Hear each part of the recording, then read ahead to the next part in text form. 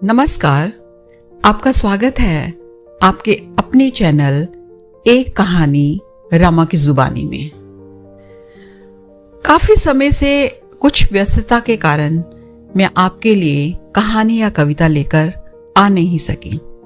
इसके लिए मैं क्षमा प्रार्थी हूं। मैं भविष्य में नियमित तौर से यह प्रयास जारी रखूंगी। तो देर ना करते हुए आइए सुनते हैं प्रेमचंद जी की कहानी अनुभव। प्रियतम को 1 वर्ष की सजा हो गई और अपराध केवल इतना था कि 3 दिन पहले जेठ की तपती दोपहरी में उन्होंने राष्ट्र के कई सेवकों का शरबत पान से सत्कार किया था। मैं उस वक्त अदालत में खड़ी थी। कमरे के बाहर सारे नगर की राजनैतिक चेतना किसी बंदी पशु की भांति खड़ी चीत्कार कर रही थी। मेरे प्राणधन हथकड़ियों से जकड़े हुए लाए गए। चारों ओर सन्नाटा छा गया। मेरे भीतर हाहाकार मचा हुआ था, मानो प्राण पिघलता जा रहा हो। आवेश की लहरें सी उठ उठकर समस्त शरीर को रोमांचित किए देती थी। ओह, इतना गर्व मुझे कभी नहीं हुआ था।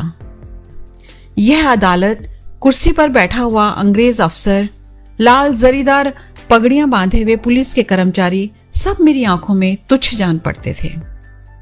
बार बार जी में आता था दौड़कर जीवन धन के चरणों में लिपट जाऊं और उसी दशा में प्राण त्याग दूं।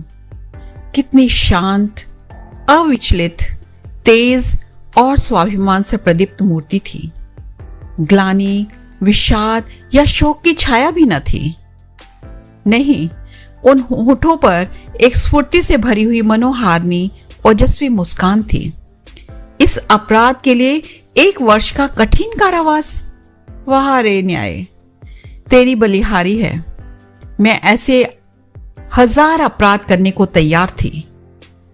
प्राणनाथ ने चलते समय एक बार मेरी ओर देखा, कुछ मुस्कुराए, फिर उनकी मुद्रा कठोर हो गई। अदालत से लौटकर मैंने 5 रुपए की मिठाई मंगवाई और स्वयं सेवकों को बुलाकर खिलाया। और संध्या समय में पहली बार कांग्रेस के जलसे में शरीक हुई। शरीक ही नहीं हुई, मंच पर जाकर बोली और सत्याग्रह की प्रतिज्ञा ले ली। मेरी आत्मा में इतनी शक्ति कहां से आ गई, कह नहीं सकती।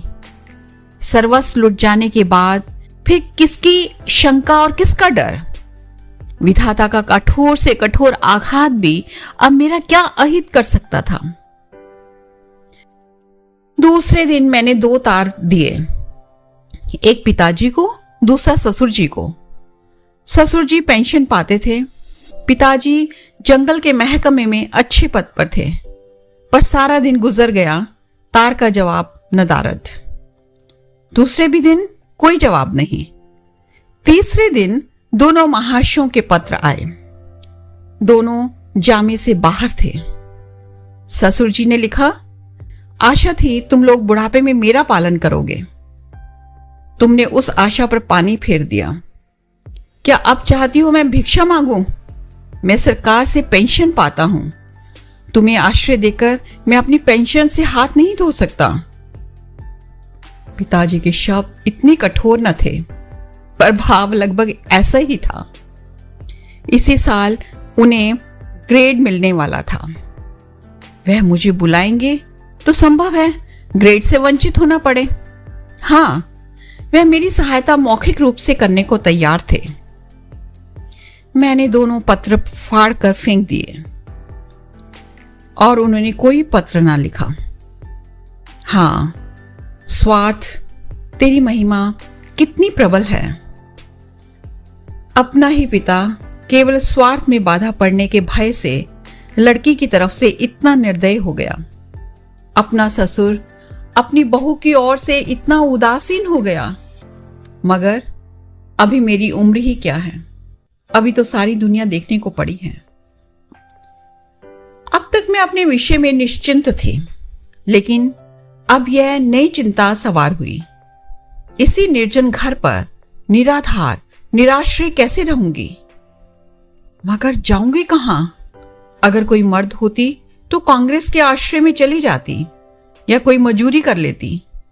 मेरे पैरों में नारीत्व की बेड़ियां पड़ी हुई थी। अपनी रक्षा की इतनी चिंता न थी जितनी अपने नारीत्व की रक्षा की। अपनी जान की फिक्र न थी, पर नारीत्व की और किसी की आंख भी ना उठनी चाहिए। किसी की आहट पाकर मैंने नीचे देखा। 2 आदमी खड़े थे। जी में आया, पूछूं तुम कौन हो, यहां क्यों खड़े हो? मगर फिर ख्याल आया, मुझे यह पूछने का क्या हक? आम रास्ता है, जिसका जी चाहे खड़ा हो। और मुझे खटका हो गया। उस शंका को किसी तरह दिल से ना निकाल सकती थी। यह एक चिंगारी की भांति हृदय के अंदर समा गई थी। गर्मी से देह फूकी जाती थी, पर मैंने कमरे का द्वार भीतर से बंद कर लिया। घर में एक बड़ा सा चाकू था, उसे निकालकर सिरहाने रख लिया।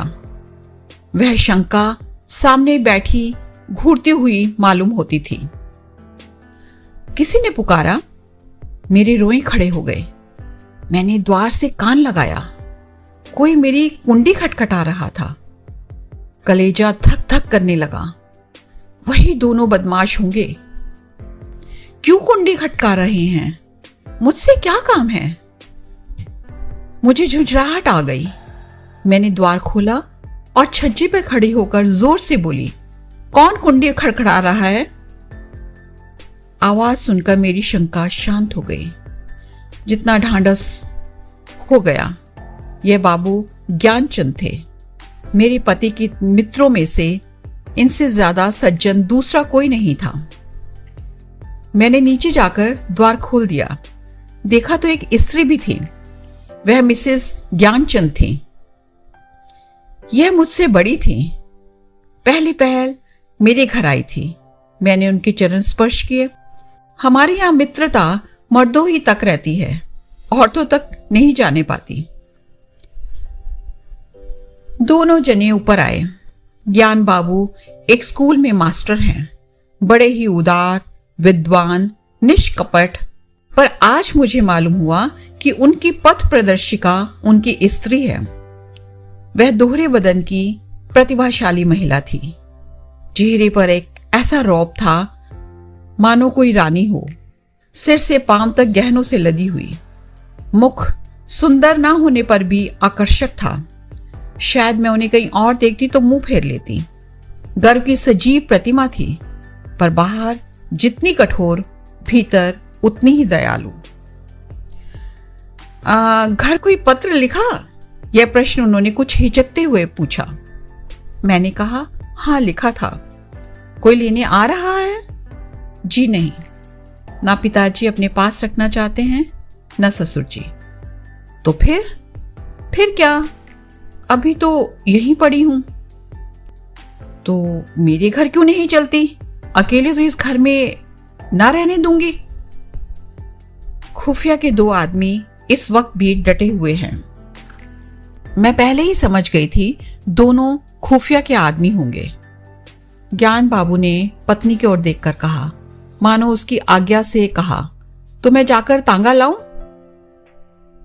देवी जी ने इस तरह देखा मानो कह रही हो, क्या अभी तुम यहीं खड़े हो? मास्टर साहब चुपके से द्वार की ओर चले। ठहरो, देवी जी बोली। कई तांगे लाओगे? कई? मास्टर साहब घबरा गए। हाँ कई। एक तांगे पर 3 सवारियां ही बैठेंगी। संदूक, बिछावन, बर्तन, भांडे क्या मेरे सिर पर लादे जाओगे? तो 2 लेता आता हूं। मास्टर साहब डरते डरते बोले, एक तांगे में कितना सामान भर दोगे? तो 3 लेता आऊं। अरे तो जाओगे भी? जरा सी बात के लिए घंटा भर लगा दिया। मैं कुछ करने ना पाई थी कि ज्ञान बाबू चल दिए। मैंने सकुचाते हुए कहा, बहन तुम्हें मेरे जाने से कष्ट होगा। और देवी जी ने तीक्ष्ण स्वर में कहा, हाँ होगा तो अवश्य। तुम दोनों जून में 3 पाव भर आटा खाओगी, कमरे में एक कोने में अड्डा जमा लोगी, सिर में आने का तेल डालोगी। यह क्या थोड़ा कष्ट है?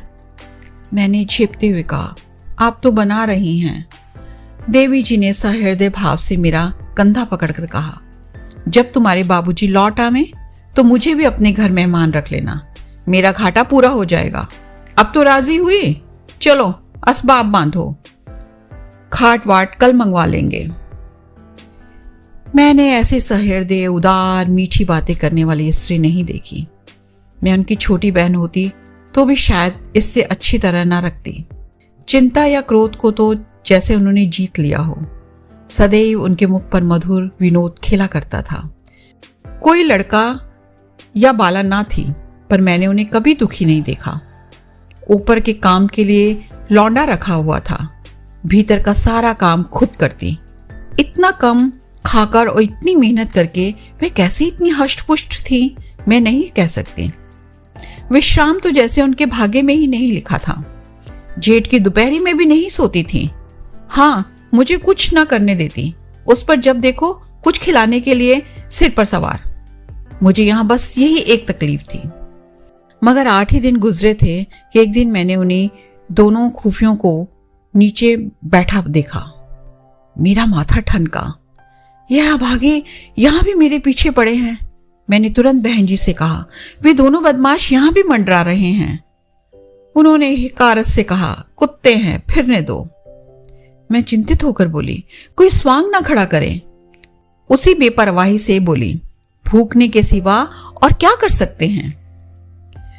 मैंने कहा, काट भी तो सकते हैं। हंसकर बोली, इसके डर से कोई भाग तो नहीं जाता ना। बार बार छज्जे पर जाकर उन्हें टहलते देखे आती। यह सब मेरे पीछे पड़े हुए हैं। आखिर मैं नौकरशाही का क्या बिगाड़ सकती हूँ? मेरी सामर्थ्य ही क्या है? क्या ये सब इस तरह से मुझे यहाँ से भगाने पर तुले हैं? इससे इन्हें क्या मिलेगा? यही तो कि मैं मारी मारी फिरूं। कितनी नीची तबीयत है। 1 हफ्ता और गुजर गया। खुफिया ने पिंड न छोड़ा। मेरे प्राण सूखते जाते थे। ऐसी दशा में यहाँ रहना मुझे अनुचित मालूम होता था, पर देवी जी से कुछ कह न सकती थी। एक दिन शाम को ज्ञान बाबू आए तो घबराए हुए थे। मैं बरामदे में थी, परवल छील रही थी। ज्ञान बाबू ने कमरे में जाकर देवी जी को इशारे से बुलाया। देवी जी ने बैठे बैठे कहा, पहले कपड़े उतार लो, मुंह हाथ धो, कुछ खाओ, फिर जो कहना है कह देना। ज्ञान बाबू को धैर्य कहा। पेट में बात की गंध तक ना पचती थी। आग्रह से बुलाया, तुमसे उठा नहीं जाता, मेरी जान आफत में है। देवी ने बैठे बैठे कहा, तो कहते क्यों नहीं? क्या कहता है? यहां आओ। क्या यहां कोई और बैठा हुआ है? मैं वहां से चली। बहन ने मेरा हाथ पकड़ लिया। मैं जोर करने पर भी न छुटा पाई। ज्ञान बाबू मेरे सामने ना कहना चाहते थे, पर इतना सब्र भी ना था कि जरा देर रुक जाते। बोले, प्रिंसिपल से मेरी लड़ाई हो गई है। देवी ने बनावटी गंभीरता से कहा, सच? तुमने उसे खूब पीटा ना? तुम्हें दिल लगी सूझती है, यहां नौकरी जा रही है।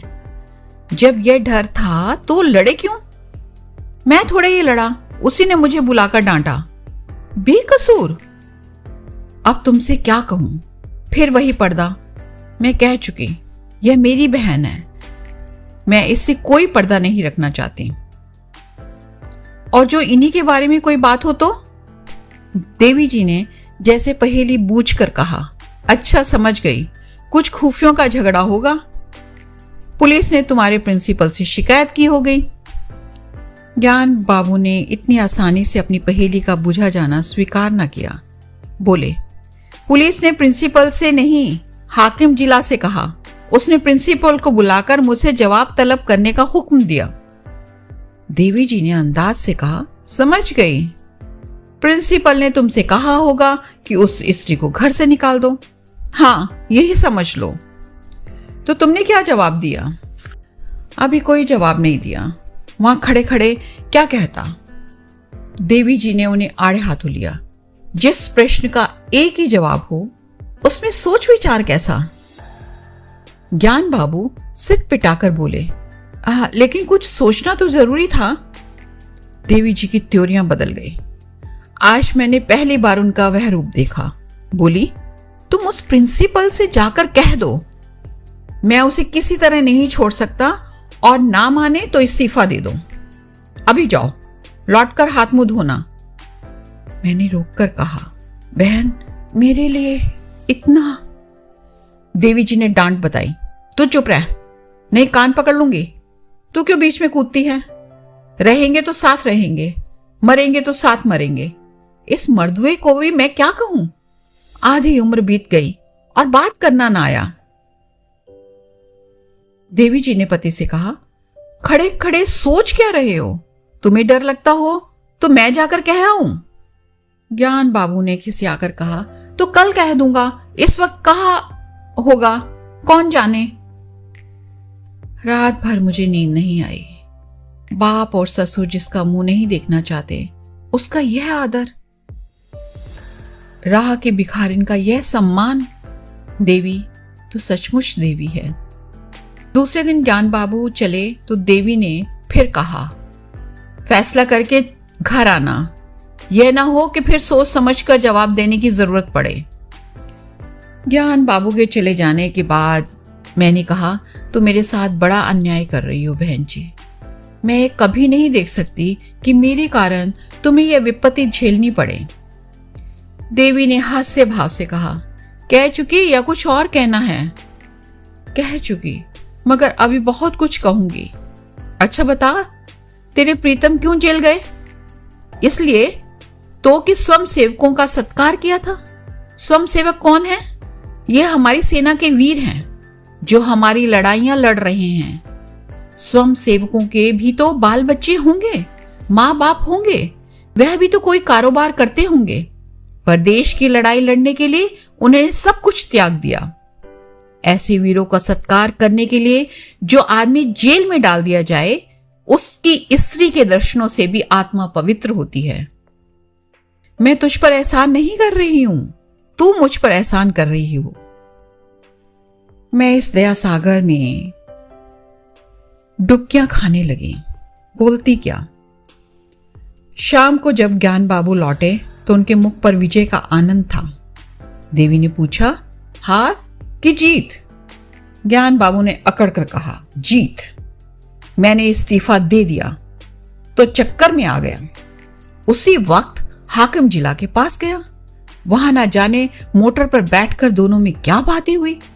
लौटकर मुझसे बोला, आप पॉलिटिक्स जलसों में तो नहीं जाते?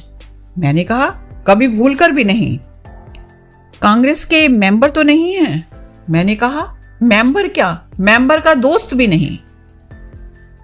कांग्रेस फंड में चंदा तो नहीं देते? अरे बिल्कुल नहीं। तो हमें आपसे कुछ नहीं चाहिए। ये लीजिए अपना इस्तीफा, मैं आपका इस्तीफा वापस करता हूं। देवी जी ने मुझे गले लगा लिया। तो ये थी कहानी अनुभव। कैसी लगी आपको? अगर पसंद आई हो तो शेयर और लाइक करना भी ना भूलें, और चैनल भी ज्यादा से ज्यादा सब्सक्राइब करें ताकि हम अच्छी अच्छी कहानियां और कविताएं आपके लिए ला सकें। तो मिलते हैं अगले सप्ताह एक नई कहानी या कविता के साथ। तो तब तक के लिए दीजिए आज्ञा और अपना रखिए ढेर सारा ख्याल।